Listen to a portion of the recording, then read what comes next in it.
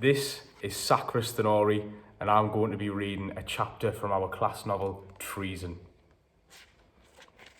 The Drowning. We jumped from our horses and ran ahead of father along the shore. Sand whipped into our faces. Waves hurled themselves against the rocks, sending cascades of spray high into the air, then rolled across the sand like hungry dogs, snuffling into every hole and hollow. "I'll race you to the cave," I gasped over my shoulder. Matthew strode on past me. An extra high wave filled his boots, and he jumped sideways onto a boulder, waving his arms to keep his balance. I scrambled up after him, and we staggered from rock to rock towards the cave. "Don't go any further," father shouted. He had his hands cupped round his mouth. "The tide's too high. It's dangerous." We ignored him. It was too exciting to stop now. We were above the waves, but the water curled over our feet and bursts of spray soaked right through our heavy clothes. "We'll never make it to the cave," I panted. "We'll have to," Matthew laughed. "We're surrounded. Can't go back. Have to go on." "Come back," father shouted again. Behind him, where the sand was still dry, Ned Porritt, the stable lad, stood clinging onto the reins of the horses. He was hopping from one foot to the other.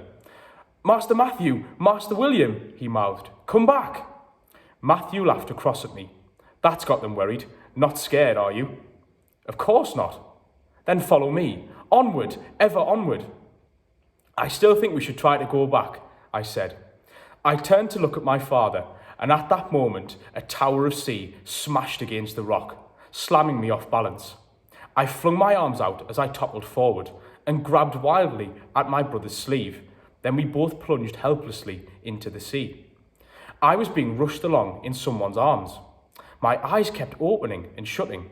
I saw sky with huge clouds and spatters of leaves and blinding sun and black shadows. I saw the archway that led into the house and the blue-painted wood of the ceiling above the stairs, and the dark curtains that draped over my bed. I saw my sister, Marjorie's white, anxious face peering down at me. I saw light and dark and light again. I heard muffled voices and father, far, far away, saying, "I tried to save him. I tried. I could only save one of them." "But which one?" I tried to say, and couldn't. Am I alive or am I dead? The voices were spinning away from me, fainter and fainter. Master William, wake up now. Sit up, come on, I'll help you." I opened my eyes. Nurse Joan had pulled back the curtain from around my bed and was easing her arm under my shoulders. My head and my arms felt too heavy. My chest was tight and painful. I could hear myself moaning. "That's a good boy. Have this food I brought you and you'll feel much better." Joan pushed a cushion behind my back as I struggled to sit up.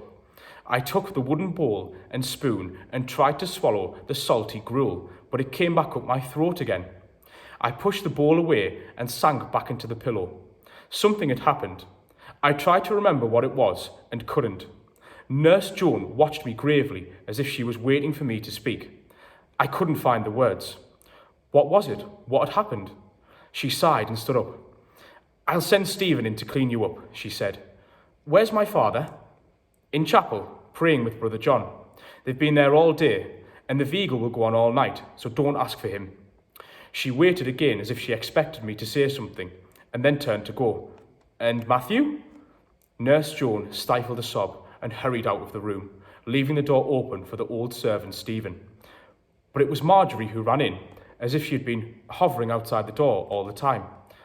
"Don't you know? Hasn't she told you?" Tears were streaming down her cheeks. "What? What's happened?" "Matthew's dead. He's drowned, Will."